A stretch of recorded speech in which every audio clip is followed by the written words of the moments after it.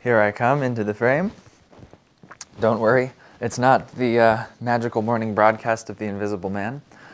Here we are. Let's begin together with a prayer, and then we'll jump into our music for today and our experience. So let's begin. Heavenly Father, Divine Mother, dearest friend, beloved God, great masters, Jesus Christ, Babaji Krishna, Lahiri Mahashaya, Swami Sri Yukteswar, beloved Guru, Paramhansa Yogananda, saints of all religions, and our friend Swami Kriyananda, we bow humbly before all of you. Bless us today with an understanding of your joy. Help us to feel the rhythm of your footsteps dancing in our hearts, dancing through our minds. Help us to feel thy rhythm, that we may join thee laughing in the dance of life. Om, peace. Amen. So last week we talked about the power of melody. And these are themes, of course, that we'll be talking about for as long as we're doing this broadcast. It's not like I'm only going to do one section on melody and one section on rhythm and one section on lyrics and et cetera, not at all. But it's just these are the first primary building blocks, and they're really fun to ruminate on and to chew on for some length of time, each of us, because the more we tune into a melody, the more it can uplift us and inspire us and teach our heart how to sing in that way. And rhythm is, of course, another one of the incredibly important building blocks of music. As a very famous example, all I have to do is sing 4 notes of a particular symphony and you know exactly which one it is. Bum, bum, bum, bum. Because the rhythm has become so iconic. It's only 2 different pitches. So from a melodic standpoint, that is not such an original, it is original, but it's not such an interesting melody. But the rhythm immediately snares our attention and is so powerful and iconic and conveys so much so quickly. So rhythm is an incredibly important part of music, and it's an important part of communication. It's an important part of how we enjoy our lives and how we experience life. And so today we're going to explore Swami's use of rhythm in some of his songs, and we'll wonder together if by adapting certain rhythm in our own music, in our own bodies, in our own consciousness, if we can't come face to face a little bit more clearly with joy. So let's begin with our song. Last time I talked a lot and then barely got to the song halfway through, but we're going to remedy that today. So let's begin together with Swami's song, There's Joy in the Heavens. So if you don't know this, I invite you to sing along inwardly and to sort of dance along with the song, because this is a very joyful song. And if you do know it, of course, please sing with me literally out loud. And let's enjoy the joy of this wonderful melody and rhythm together.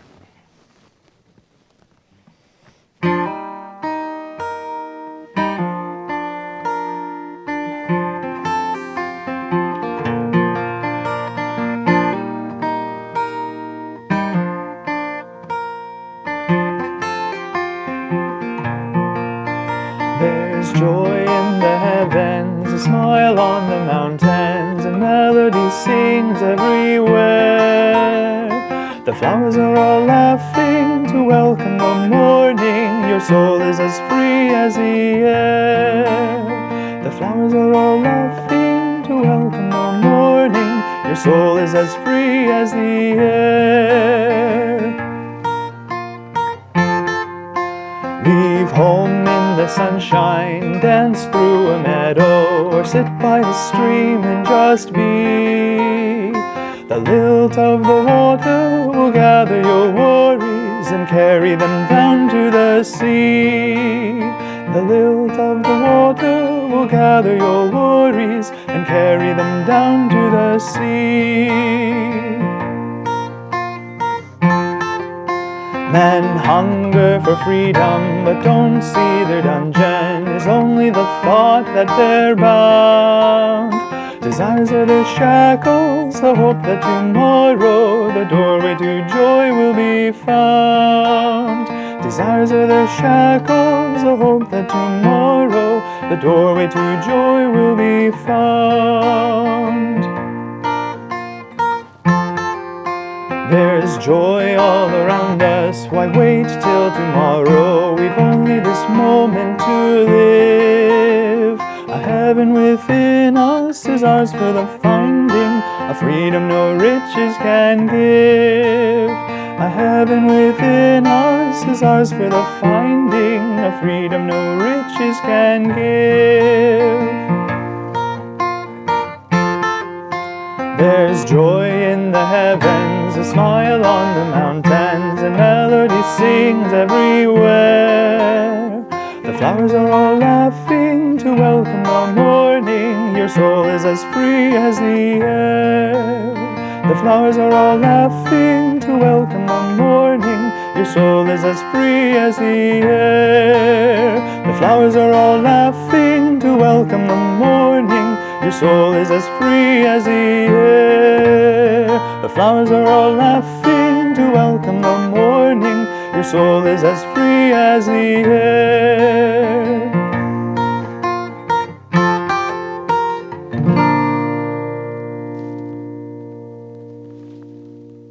And let's pause for a moment and just feel the upliftment of that song, of its wonderfully uplifting rhythm and melody.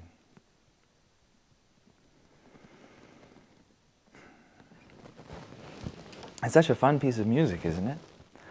And I have to confess, for those of you who have been listening to that song for decades and decades and know the guitar part better than I do, this is the cutting edge of my technical ability as a guitarist. So we together shall make up for, with sincerity, what we lack in technical acumen. But as we can see, even if we can't sing or play perfectly, the song still is effective. The song still conveys its essential message. There's joy in the heavens. And isn't it fun? The melody is so, again, light and simple and sweet, but the rhythm is really what catches my attention in this particular piece of music. It's an uncommon rhythm in Swami's music. It's, I think, what is called sort of a swing time. And it's very rhythmic, and it really makes you sort of want to move around a little bit, doesn't it? I mean, not to say like dance in a rajasic way, but it makes one feel like you're beginning to spin on clouds of inner light and joy, doesn't it? That's what it feels like to me. And what's really fun is the way the rhythm interacts with the melody helps it emphasize the always uplifting motion of music. There's joy in the heavens, a smile on the mountains. It always feels like I'm on a trampoline and I'm going to just preparing to be bouncing upwards one more time. But this is not in an emotional way, that it's not like an emotional roller coaster, but it's that we're like living in the presence of that joy constantly within us. And then what I find also very fun, just as something for us to tune into, to be able to gain more from listening to this, to allow it to transform our consciousness a little bit more deeply, because that's really the purpose of this music and of this satsang together, is to learn how to mine the depths of this music that Swami Kriyananda gave us.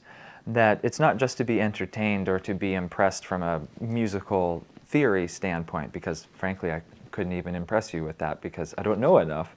But what I have noticed is by tuning into these elements which I can perceive, it helps me understand the vibration and get into it a little more palpably in my own experience. And so like it's interesting that he uses a lot of this sort of syncopated, bouncing, very joyful rhythms in the beginning. There's joy in the heavens, a smile on the mountains, and melody sings everywhere. And there in that last phrase, can we hear how the emphasis, the holding note is always the high one, and melody sings everywhere. It's very fun, isn't it? But then in the refrain, Or that second part that we repeat every time. The flowers are all laughing to welcome the morning. Your soul is as free as the air. Then he tosses in something very unusual, which is this sort of triplet sound, which is that dot, dot, dot, dot, dot, dot, free as the air. And what's interesting is when you use a rhythm like that, interspersed very tastefully and emphatically, as Swami does in this piece of music, it really highlights those three notes, or whatever, therefore, words come along with it. So for most of the verse, we're getting this really joyful invitation to come live life in a new way. But then at the end of every verse, he really is giving us a kernel of truth with that, what's called triplet, ba, ba, ba, ba. And what's interesting is if we strip away even the melody and we strip away the music and we just listen to the rhythm, ba-da, ba, ba-da, ba, ba-da, ba-da, ba, ba. It's very playful, isn't it? And we can all feel that. That rhythm makes us sort of sway side to side and maybe look up gently as if we were waltzing through, a field of wildflowers. Ba-da, ba, ba-da, ba, ba-da, ba-da, ba, ba, ba-da, ba, ba. But then we get to this part, ba-da, ba-da, ba, ba, ba, ba. And that is like making a point with an underscore underneath it, that he's saying this is important. And this song is such a wonderful example of what Swami called, philosophy in song. Because this is a song, and it is joyful, and it is fun to sing. This is just like a great shower song. This is a wonderful thing to just like sing anytime, any place. You're skipping down the street, you're at your work, you're taking a shower in the morning or at night. This song is always fun. Like there are a few circumstances that it wouldn't be appropriate to sing in, but we don't need to go there. But this is always a fun song, and it's just so playful and light. And yet, at the end of every verse, there is a sincere message. Your soul is as free as the air. And what's so brilliant about this is when we come to that, I think on a deeper psychological level and on an energetic level, those lines are being imprinted more deeply. That we're enjoying all the other lines and we're getting into the bhav. We're just experiencing the consciousness that Swamiji had when he was writing this song. But then when we get to those words, your soul is as free as the air. It's like him really reaching through time and space and trying to make a point in our consciousness and our subconscious mind so it will really change the way that we live. And that's really the whole purpose of this series on Swami's music, is the art of living, the learning to live rightly through attunement to this music. Because we all might know the yamas and the niyamas. For example, the yama, non-attachment, non-greed, not supposed to be attached to your body. But what does that feel like? What is that experience in a day-to-day way? Your soul is as free as the air. That's what it feels like. And so you don't have to wonder anymore what non-attachment would feel like. You can experience it when you sing this song. The flowers are all laughing to welcome the morning. Your soul is as free as the air. And that's what it's sort of inviting us to. And then every verse, we see this happen again, that the lilt of the water will gather your worries and carry them down to the sea. That is just taking those things away from us, that we don't have to be bound by those worries anymore.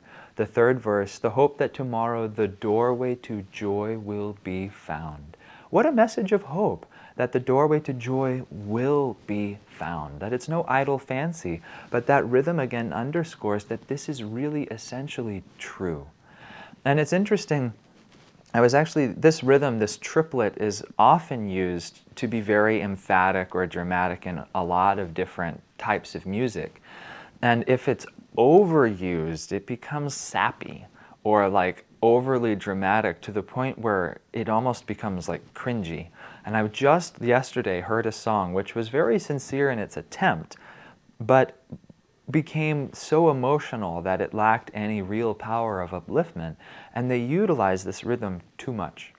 Because it's sort of like someone who sits down at a breakfast table with you and every single thing they're saying is the most important thing they've ever said to you. And then like they reference, like, look, I've got goosebumps, that's how important it is. But then, to do that once is fine, but to do that for an entire hour and a half over breakfast, it becomes a little over the top, doesn't it? And you begin tuning out what that person is saying, and you begin to wonder, was anything that you said was so important actually so important? Or are you just overusing this emphasis? And so it's really easy for composers and music to do that because we as humans do this, we find a dramatic expression of emotion and we think that by repeating it, we'll find deeper fulfillment. But that's not necessarily true.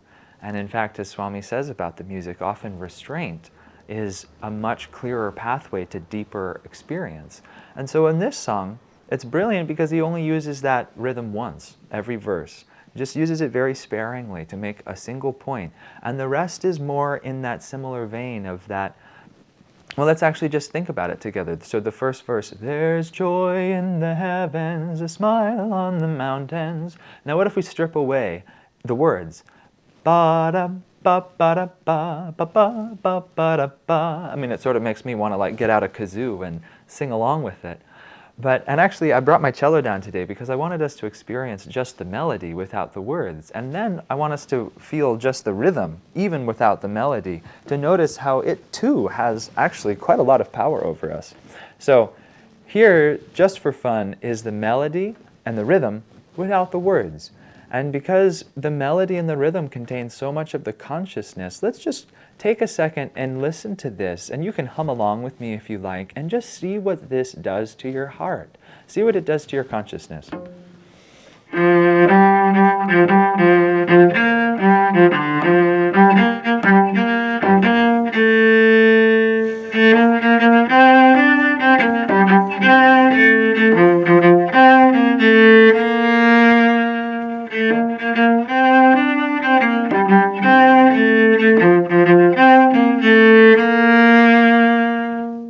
Isn't that fun?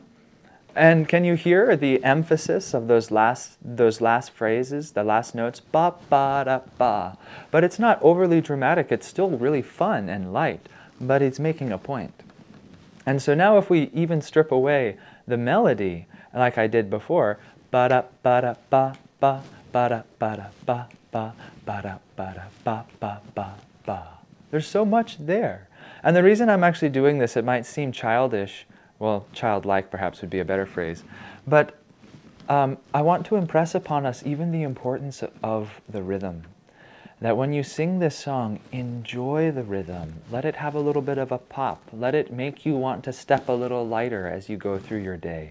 Make it bring a little smile to your lips as you enjoy the syncopation and the variety and the texture of the rhythm. That's what it's for. And that, not all of us are musicians to the degree that you can just snatch this melody out of thin air and sing it perfectly on your way to work, but you don't need to be. We all tap our favorite rhythms on the steering wheel while we're stuck at a red light. We all sing the one passage of the song that we can remember, and this is enough. If all you can remember is ba-da, ba-da, ba, ba, ba-da, ba-da, ba, ba, ba, ba, ba, ba, ba, ba, ba. That already is going to be uplifting you, inviting you to enjoy life, to take it a little less seriously, to step with a light foot. And that is wonderful. So let's actually sing the whole song one more time together, and let's just enjoy that. Another purely technical thing, if you are in fact singing along with me, is if you emphasize a little bit the consonants. Interestingly, Swami said that the consonants in language indicate will, and the vowels more the feeling. And in this particular case, it's not that this is an overly willful song, but it is a willing song. It is a song of divine willingness. That's saying, I'm willing to find the joy right here in the moment. I've only this moment to live. And so if we emphasize the consonants just a little bit, it'll help us feel the rhythm, because it'll be a little bit more snappy, but it'll also help us to engage with the understanding that we can live in this reality if we consciously meet it ourselves, rather than expecting it to come unbidden to our door. So, with that, let's try singing this again.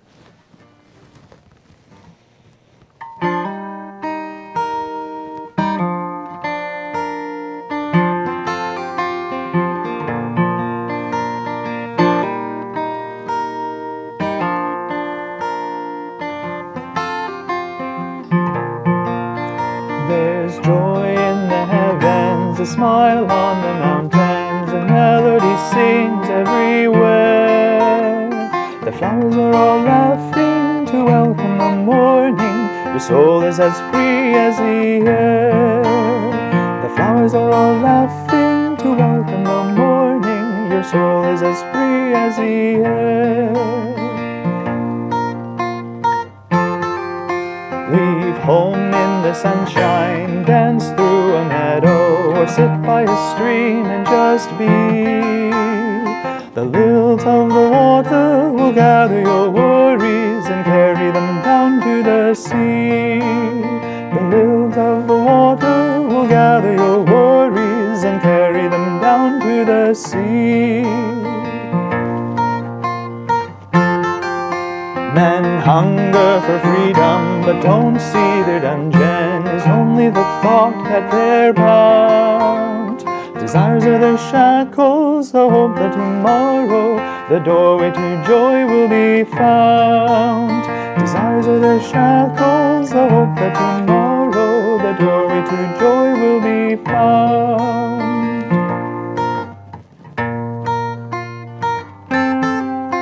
There's joy all around us, why wait till tomorrow? We've only this moment to live.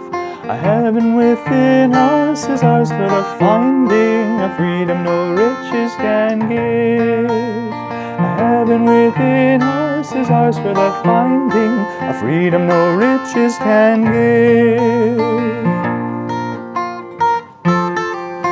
There's joy in the heavens, a smile on the mountains, and melody sings everywhere. The flowers are all laughing to welcome the morning. Your soul is as free as the air. The flowers are all laughing to welcome the morning. Your soul is as free as the air. The flowers are all laughing to welcome the morning. Your soul is as free as the air.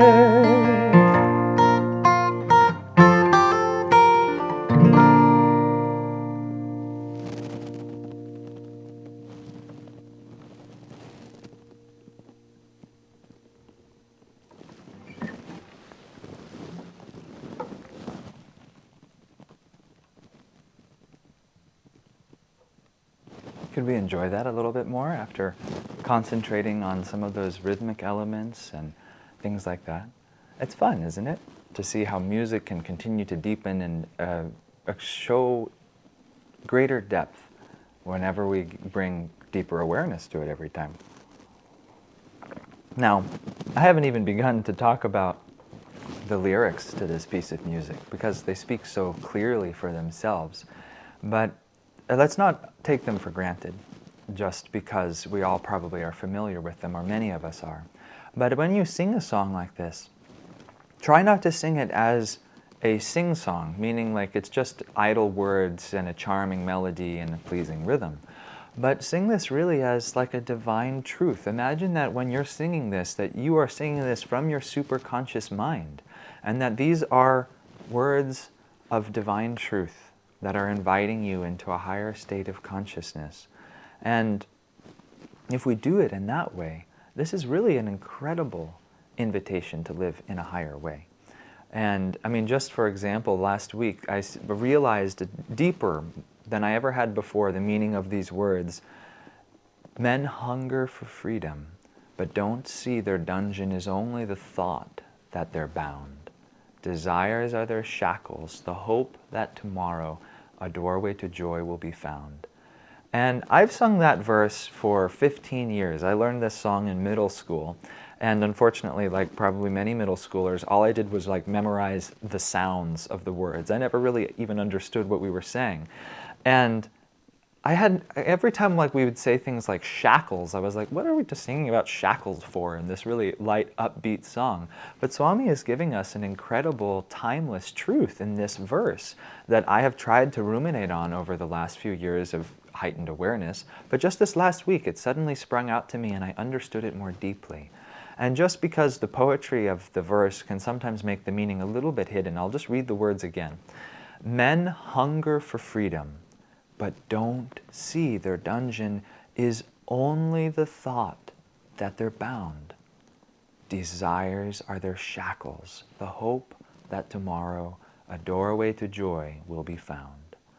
And so because in poetry often one leaves out many words that you would use in normal, ordinary conversation to make sure that your point got through, I'm actually going to, forgive me if this feels like beating a dead horse, go over it one more time and just fill in a few more words to make sure that we really understand what he's saying. And the reason I'm doing this is not because I doubt your ability of comprehension, but because I doubt mine. And like I said, I've sung this song for 15 years, and it's taken me a long time to actually, I think, understand literally what these words are saying. And there was a piece of music, one of my favorites, that I've been singing my entire life, and it took me probably 18 of those years of my life until I suddenly realized, oh my gosh, I think I finally understand what the poetry means. So this is no comment on your intelligence, perhaps more on mine. But he says, men hunger for freedom, meaning we're all searching for that freedom. We all want happiness. We all want inner fulfillment. But they don't see the fact that the very thing that's keeping them from that, the very thing that is their dungeon, is the thought that they're bound. Meaning that if you get rid of that thought that you are bound, if you get rid of the thought that you're in a dungeon, then you would be free. That you would already have all the things that you already were seeking. And then he goes on, desires are their shackles. Meaning that it's the things that we want, our cravings, our desires that are keeping us bound to that experience of being trapped. And then he goes on, the hope that tomorrow the doorway to joy will be found. Because we're always hoping that over some distant hill, in some distant sunrise, we'll find fulfillment. Oh, and we've all probably done this, whether literally or more subtly, and sighed wistfully, hoping for a tomorrow that will never come. Desires are their shackles, the desire and the thought that in some distant future, in some other reality than the one in which I find myself now, I'll be happy. I would be happy if. If you ever have that thought, I would be happy if. Be very, very suspicious. Because chances are, when you get that if, you still won't be happy. And that's what this verse is saying. That the desire, the very thought that you will find that happiness and fulfillment later somewhere down the line, that is the thing that is chaining you to the dungeon of your own limitations. And then the last verse goes in, there's joy all around us. Why wait till tomorrow? We've only this moment to live. A heaven within us is ours for the finding, a freedom no riches can give. And so we see that this verse, or this song, even though it's very light and charming and fun, and the rhythm is very pleasing, every time Swami comes through with that triplet, bop, bop, bop, he's giving us an eternal truth. And it's coming deeper into our consciousness to teach us how to live. And so this song is a song of divine joy. There's joy in the heavens. And every element of it is singing that truth. But if we sing the entire song, or if you listen to Swamiji sing it, you'll see that it's also not just a light pleasantry, but it's teaching us how to find joy in this very moment. And so my invitation for all of us this week, because this is actually what I've done in preparation for this class. I've been practicing it, I've been singing it, I've been trying to keep it in my mind all week, and it's been wonderful. And that's my invitation to you.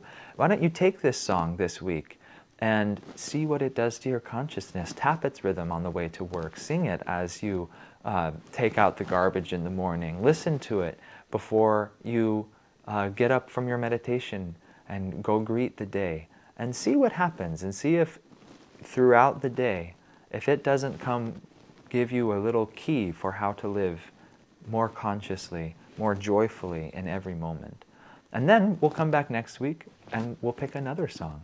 So friends, I hope you enjoyed this, and I look forward to next week. God bless.